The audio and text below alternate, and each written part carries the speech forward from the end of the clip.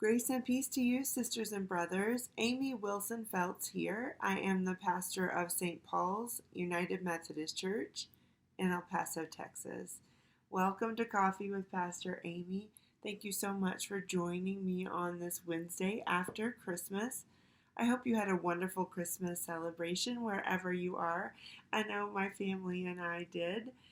We were able to spend Christmas here at the house, just the five of us. We set out cookies for Santa. We celebrated all day long on Christmas Day with each other as we gave thanks for God's love for us through the birth of Jesus, as we opened presents and we shared our love with each other, as we received gifts from extended family members, and we called them to have video chats with them, and we watched movies and played games and ate delicious food. And so it was a really wonderful day. And of course, we missed being with extended family members, but we look forward to the opportunity to celebrate with them next year. And yesterday, I woke up to look under the Christmas tree and see that we had a second round of presents. So that would have been on the 29th of December. We had a second round of presents. Now, I knew that they were coming, but I had forgotten about them. So it was a really nice surprise. You see, some of our gifts from extended family members have been delivered to a previous address. But it just so happened that a family that we know had decided to drive through El Paso on their way to a socially distant retreat for themselves, and they offered to bring us those gifts. So they dropped the gifts off on the 28th. And I went to sleep, and I woke up on the 29th, and there was a second round of presents under the tree. And it really got me to thinking about part of the season of Advent that we often don't emphasize, or at least that I don't always emphasize. Again, the season of Advent is that season before Christmas where we are invited to wait for, to prepare for, to expect and anticipate the birth of Jesus and what that means for us in new ways in our lives. But it's also a time to wait for, to prepare for, to anticipate and expect the second coming of Christ, the second coming of Jesus. And Jesus actually talks about this in Matthew chapter 24. So I want to read a few verses of Matthew 24 this morning with you, beginning in verse 30. The sign of the Son of Man will appear in heaven, and then all the tribes of earth will mourn, and they will see the Son of Man coming on the clouds of heaven with power and great glory.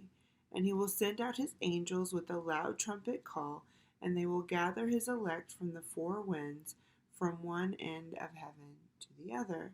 And then skipping to verse 36, but about that day and hour no one knows, neither the angels of heaven nor the Son, but only the Father. This is the word of God for the people of God. Thanks be to God. I think one of the reasons that we emphasize the birth of Jesus in the season of Advent rather than the second coming is because the birth story is more familiar to us. We know a little bit about what happened, and we can talk about ways that Jesus is born anew in our lives and invites us to navigate the world with that sense of hope and that sense of peace and love and joy. The second coming is more of an unknown, and it can be a little bit scary for us to think about because it implies the end of the world as we know it. And the world is a crazy place right now. We've struggled in many different ways in 2020, some more than others. Some are literally struggling to survive, to put food on the table, to pay rent, to hold on to their jobs, and I don't want to gloss over any of that. So I think the invitation for us when we're thinking about the second coming is to remember that the story of the gospel truth, the biblical narrative, our story of salvation is a story of reconciliation. It's a story of God's reconciling all of humanity and all of creation to God's self. And as we live in that story, we're invited to live in reconciled ways as well. So we have a couple of days left in 2020. I wonder if we might do well to spend some of that time thinking about situations that have gone neglected in our lives, or tasks or goals that have not been achieved or even attempted, perhaps.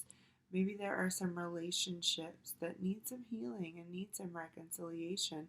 And I'm not suggesting that we are able to address all of those in the last couple of days of the year, but perhaps we could spend these days thinking about those things and setting some intention for 2021 to really participate in God's story of reconciliation in our own lives in real and tangible and practical ways. That could be a second coming of sorts. It could be an additional gift, a second Christmas for us. And so I don't know what that looks like for you. I honestly don't even know what that looks like for me right now. But I want to invite you to join me. I want to invite you to join me in that process, trusting that God is present with us, God is at work, and the work of reconciliation in our lives is ongoing, and we have a part to play in that. And what could that mean? What could that mean for us, for our lives, for our community, and for the world? It's really something exciting to think about. So thank you so much for pondering that idea with me. I hope you have a wonderful rest of the year. I hope you have a wonderful New Year's Eve. I hope 2021 gets off to a really great start for you. And I look forward to being with you here next week for Coffee with Pastor Amy. Grace and peace.